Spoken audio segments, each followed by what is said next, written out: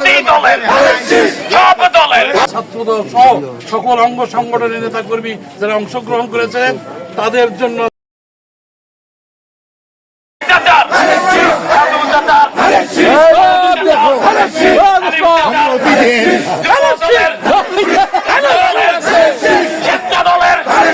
জাতি দলের সব দলের মার্কামদের 12 তারিখে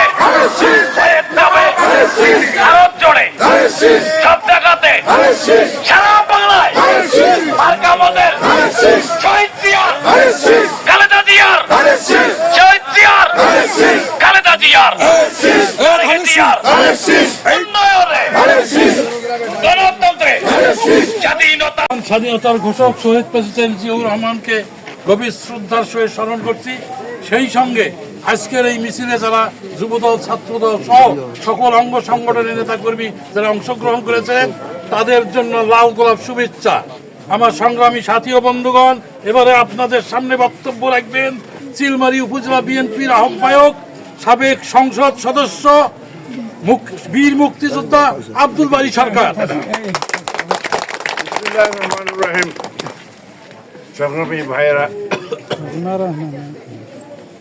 দীর্ঘ 6 কিলোমিটার রাস্তা আমরা মিছিল সহকারে নির্বাচনী মিছিল নিয়ে আমরা এগিয়ে আসছি। এখন শেষ পর্যায়ে আমরা মিছিলের এখানেই সমাপ্তি ঘোষণা করব।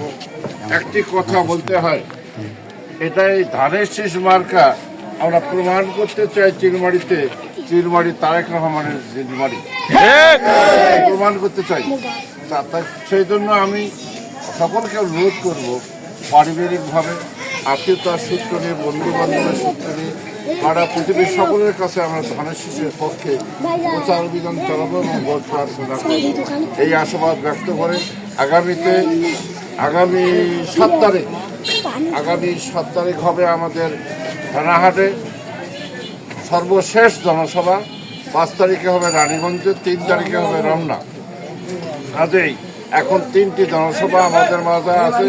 এই 3টি জনসভাকে আমরা সর্বাত্মক সহযোগিতা করে উপস্থিতি দিয়ে আমরা সবাই সফল করব।